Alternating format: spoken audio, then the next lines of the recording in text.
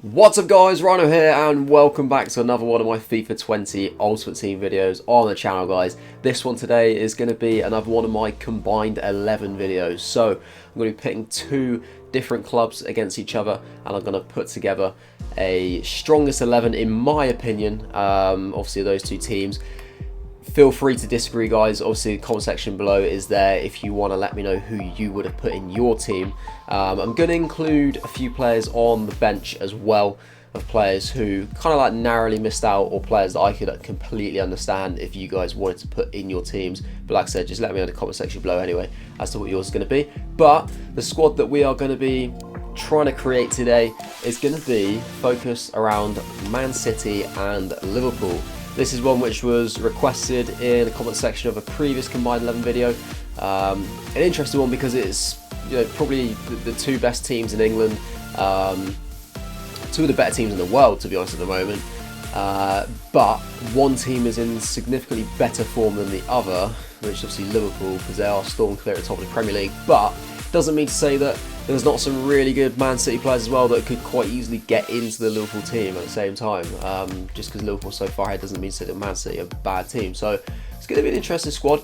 I have an idea of what I want to put in, so let's go ahead and get started with this. The goalkeeper and defence is going to be fairly predictable because at the end of the day, most of the team of the year was Liverpool based, so it's going to be pretty much Liverpool dominated. We're going to go with Alisson in goal there. In my opinion, best keeper in the world at the moment. I know, like, obviously a lot of people probably say that I'm being really biased in this video, and I can understand that, but for me, this is the best. We've got Trent Alexander-Arnold at right back. Again, like, just had an absolutely incredible year. He got into team of the year. Obviously, why I'm putting in their team of the year cards. I don't think you can really argue too much about that. Left back, I'm going for Andy Robertson. To be honest, I can't really see many left backs that are doing better than him at the moment, if I'm honest, like in the world. So he quite easily gets into a combined 11 here for Liverpool and Man City. City don't really have any left backs, to be honest. Like out and out left backs, so probably like Benjamin Mendy, but he doesn't play enough. They've been using like Zinchenko a lot of the time. So yeah, quite an easy decision there. In centre back, of course, Virgil van Dijk is going to be one of the centre backs because, well, I mean, he's literally the best in the world. I mean, he's one of the greatest we've ever seen. He nearly won the Ballon d'Or last year. He narrowly missed out to Messi, so he has to get in. 99 rated card there from the team of the year, which obviously just completely reflects his performances. So Van Dijk is in, and to go next to him is the only Man City player of the defence. We're going to go for Aymeric Laporte. It's an interesting one because I know a lot of Liverpool fans, and I'll put Laporte on the left side actually. A lot of Liverpool fans probably argue like Joe Gomez because he's been so good recently, but I do think that if you were to put Laporte into the Liverpool team, I do think he'd probably play even better than Joe Gomez. I think Laporte he's an incredible player, so I'm going to put him in there. And then another Man City player to go with him in the midfield, I'm going to go for KDB, Kevin De Bruyne. 98 red team of the year card he got. He's just incredible. What a play is he? He's the closest thing I can see to what Gerrard used to be honest. Like the way he runs, the way he strikes the ball, in terms of like passing, crossing, shooting, he reminds me so much of Gerrard.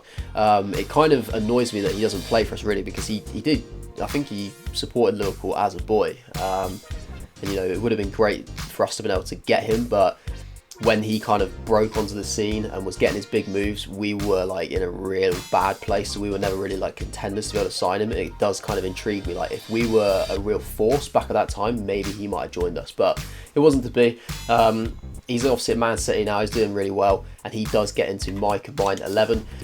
Now the central midfielder, I'm going to go for a defensive one, so I'm going to go for Fabinho. Kind of like a tight contest between him and Fernandinho, but I'm going to go for Fabinho. I have a bit of a soft spot for him. I do, like, I rate him so highly. I think he's had such an impact on the Liverpool team, so I'm going to put him in there. And then the other midfielder, controversial choice. I feel like a lot of people will be really annoyed at me for doing this, but I'm going to go for Jordan Henderson.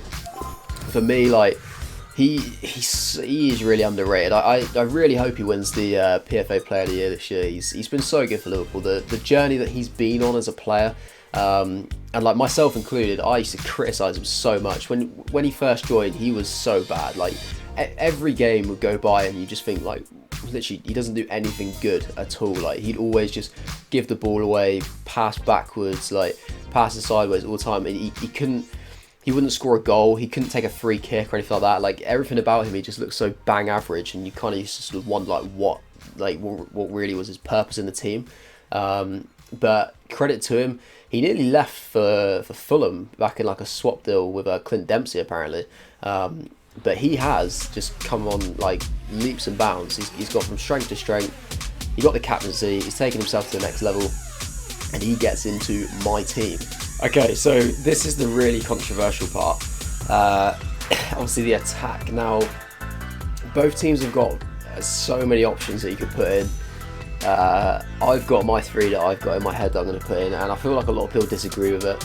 This is probably the bit where it comes into me saying that people say I'm being biased, but you know what? I don't care. I'm going to go for it. On the left, I don't think there's really much doubt. I'm going to go for Mane. For me, he's been up there. Like he's been one of the best players in the league. I mean, if he won the Player of the Year over Henderson, I wouldn't complain. For me, it's got to be one of those two. Mane, he's just been incredible. He's probably been one of the best attackers in the world, let alone in the Premier League. So can't really complain about that. I feel like Mane makes it for sure. Not really much competition on that front. The next two slots are a little bit more controversial now. I'm going to go for Firmino. I can completely understand if people wanted to go for Aguero. I was initially going to put him in, but I decided to actually keep the whole Liverpool trio together, just because I feel like they all kind of make each other click. I feel like if you take one out, the rest don't really play as well. So I'm going to go for Mane, Salah, Firmino. Again, Salah's controversial. I mean, I could quite easily justify putting in like Bernardo Silva. I could completely understand if people wanted to put in Sterling. I wouldn't personally put Sterling in because I don't like him, but yeah, I can't deny that he's a great player, and he's done really well since he's joined City, so I completely understand if people want to put him in, but that is going to be my combined 11 right there.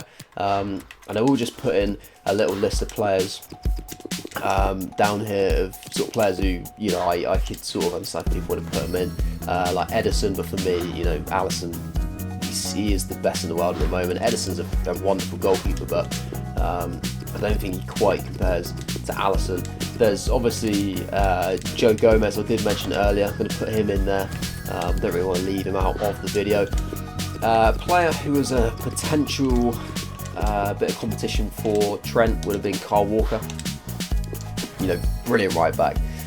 Brilliant in the Premier League for probably nearly a decade now, to be fair. He's been going around a while. He's been playing at top level for a long time. Still doing really, really well. He's still one of City's better players, in my opinion.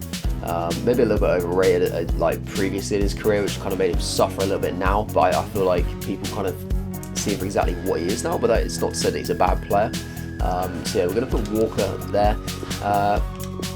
Obviously mentioned like Fernandinho. It's kind of a toss-up between Fernandinho and Fabinho for the holding midfield role, so we're going to put Fernandinho in there. I know a lot of people would probably justify putting him in. I don't think there's really a lot between the two of them, but I would just kind of edge Fabinho. A Liverpool player who was unlucky to miss out, and I almost would have put him in over Henderson, so a little bit of a soft spot, but Gini Wijnaldum, he's criminally underrated as well. What a player. He just can do everything. Like, he just is never flustered. He's the man for the big occasion. He's just a brilliant player. Plays anywhere across the midfield. He can play out wide as well. Just real good, like, utility player, but like to a high level. Like, some utility players are just kind of average at everything, but he can play a variety of positions really well. I think he played centre back like before for Liverpool actually, and did a decent job. I think it was only like one game, but I think they did quite well. So good player. Doesn't quite make the team for me, but again, I can understand if people would want to put him in there. And then basically the last three players, guys, just going to be Man City attackers. So obviously I went for 3 Liverpool ones in the team, but the 3 kind of better Man City forwards I could completely understand if anybody wants to put any of them in. Not him. I couldn't justify putting all 3 in, like, for sure. I think if you were to leave out all 3 of the Liverpool attackers, I think that's pretty mental. But we're going to put Bernardo Silva, Raheem Sterling and Sergio Aguero on the bench / reserves there, just to get them a little mention in the team. But that, guys, is my Liverpool Man City combined 11 / squad. Let me know in the comment section below what you think about it and what your combined 11s would be, and also what teams you want to see me do next. I have a little list, like, personally I've got to one side of a few ones I've got planned, but if there's any others that you would like to see, it doesn't have to be like teams from the same league. It can be like complete mixtures. So like one that I've got written down that I want to do in the future is PSG and Juventus, so just random ones like that. Try and do it of teams which I would have. It's funny, I say like teams that I would have seen a bit more of. Obviously, just kind of like players that are a little bit more well known. So, like, I would love to do stuff with teams in like League 1 or League 2 or whatever, but realistically, I don't know enough about them to give like a valid opinion. So I wouldn't really want to completely lie about it. So yeah, try and do it with teams that you think that I'll actually know a little bit about. But yeah, I'd be interested to see what you'd like to say about that. And obviously, if you did enjoy this particular video, then feel free to leave a like and subscribe to the channel if you haven't already, and obviously flick on the little notification bell, because that will keep you up to date when my new videos do drop. But that's it from me, guys. Hope you enjoy the rest of your day, and I will see you later.